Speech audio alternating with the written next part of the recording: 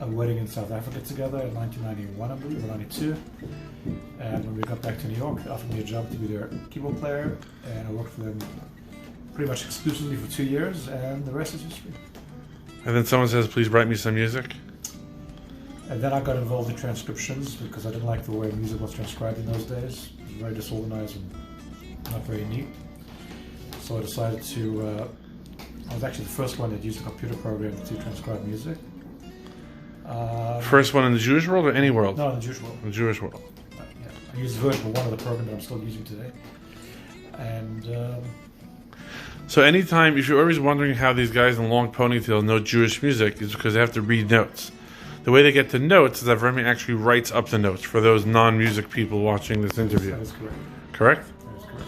So Avremy enables these big fancy wedding bands to operate because he writes up all the music. Well, I can't say I'm the only one who does it, but You're the I best. do a lot of... The first and the best. Well, that's not for me to say, but I do a lot of them.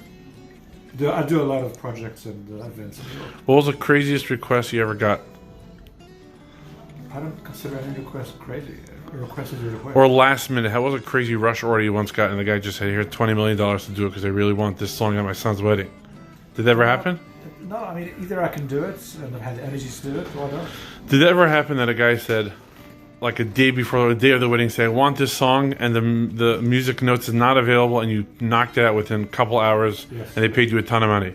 No, because I don't charge a premium. Like I said, either I can do it or I can't do it. I don't charge a rush fee. Perhaps if I was a better businessman, like Mr. Frank over here, I would do that. Maybe you should get an Asian G that will. But Would you like to be my agent? Perhaps we could talk about it off camera. Okay.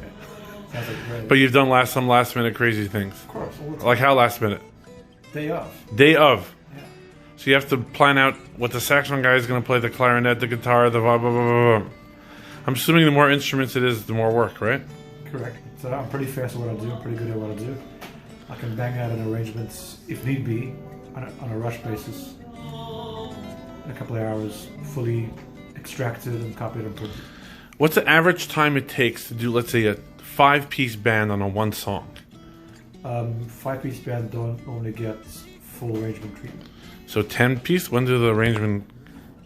10 pieces, but depends on the application. If it's for dance music or it's for chuppah. If it's for dance music, it's normally does not require arrangement needs on a very high level. If it's something that's more produced or like a chuppah, for example, it would need. So chuppah 10-piece takes how long? One song? Most of the chuppahs we do start at about 15 or 16 musicians. Takes me to, depends on what the customer wants. It takes me anywhere from... You know, forget the time. When I go to chuppah with a fancy wedding, there's 50 musicians. How much do they pay just for your arrangement?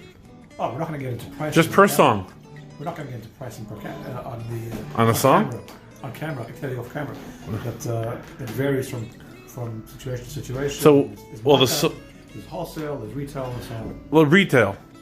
I have no idea because the bands, So what's a wholesale arrangement on a song at a chuppah? 15-piece band. You don't talk about price? Yeah, the clients talk about. Wow, price on so they have to call you. They have to call me. I'm not sure where you're putting this. You would say, could someone have an idea, the thinking, I want to do a chuppah 15-piece band. Yeah. Do you give them the price? Then they have someone if they feel they could afford it. Well, if you don't say it on camera, then they don't know. Well, people have to understand that, and I tell this to my customers all the time, that when they call me up for a price, that's not the entire story. Because in order to produce a wonderfully arranged chuppah, there's the arranging component, sometimes there's a conducting component, sometimes not. There's a production component in terms of sound, which makes the... Ballpark number, I just want to shock people. I'm doing camera media. What's the price for one song, let's say, I don't know. What's a famous chuppah song? Let's say Dollar Bavas, Alter Rebbe's Niggin, and Fancy Arrangement 15-piece band. Ballpark number. Again. 3,000? No. More or less? Nowhere near that. More? No, much less. 1,500? We'll talk about it off camera. Okay, we get it. It's under 3,000. Definitely under 3,000. It's affordable. But if you're doing a chuppah, most non-Chabad chuppahs have about anywhere from 7 to 15 songs. So each song is around 1,500. I'm assuming we're gonna have to guess. So what's the feeling like after you do an arrangement? You spent a long time. Do you ever get stuck? What am I going to do? Or There was a time that I got stuck. you get writer's block when it comes to arranging? There was a time, I get less and less of that in recent times. Right, you could always default not such great quality arrangement, right? And that's I'm it. sorry? You could always just fall back to a not such great arrangement. No, because most of the stuff I do is custom made, so I don't default much to anything. So it depends on what the calling is. The guy says to me it's got to be a very original intro or use the intro from the original track. Isn't it tough in a way, even though you don't show up to events and have to come home 4 a.m, but you don't get that much feedback because the regular guy who's listening to music at a chuppah doesn't know who or hears your arrangement? The feedback that's important to me are the pros. That's what my customer base is. So we're talking about the band leaders, the conductors, the musicians. Oftentimes they tell me the next day. Oftentimes I get texts during the job from a musician, a wonderful job. During the event? During the event. Wow. Actually, just got a text a couple of days from a bass player who I really respect and great arrangement. I understand also there is a book for the masses, right? You need tell us about that book? It's a book that's designed actually not for the masses, it's designed for wedding bands. What about the Kumsitzer? Is that for the masses? The Kumsitzer that I did in partnership with the musical note, Manny Hershkowitz and Gene Markowitz, that is for the masses, that's correct. Most of my product is not for the masses, although the masses do buy it. So if I want to pick one song, let's say I'm an amateur guitar guy, I want to figure out the chords for one song. Is there any way to buy one of your songs? Or do I have to buy the whole book? No, I have a database of about 8,000 songs, and the minimum order is 6 songs, which is $30. For each or? No, for $6 a song. $6 a song. Well, that's a great deal. I think so. I think so. I mean, all the work that you put into it and the talent and the concentration. What is the most amateur questions you get from regular people not in the music business about what you do? What's usually their common question? I can't think offhand, although there are those kinds of questions. I have to think about that and get back to you. Great. Thank you very much, Avremy. Thanks for the interview. You're very welcome. And if you want to be a transcriber like you, do you have to go to school or you can just pick it up? Arrangement both, thing. Both. I would say. But did you go to music school? I did not go to music school. But I don't have a music degree. So should someone go to music school if they want to do what you do or arrangements? Everyone has a different path, and obviously, the more schooling you have, the better off you'll be, the more prepared you'll be. I kind of picked it up as I went along, with some tutelage through private instruction. So you did fine without the college, but then you tell everyone to go to college. That's funny. Listen, what can I tell you? I mean, But that's the same with me. I run an art gallery, and when the artists come in, I always ask them, "Oh, you went to art school?" They're like, "No." So, most of the artists here go to art school. Now, I happen to notice a difference when it comes to art, but I myself, I don't tell people they need to go to college. I think with the right tutors and this and that. The art world is a very difficult world, whether it be art or music or literature.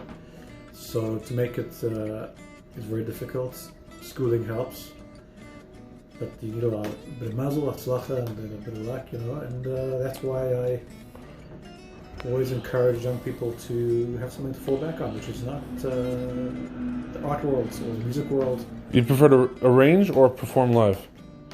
I enjoy doing both. No preference. Depends on the day.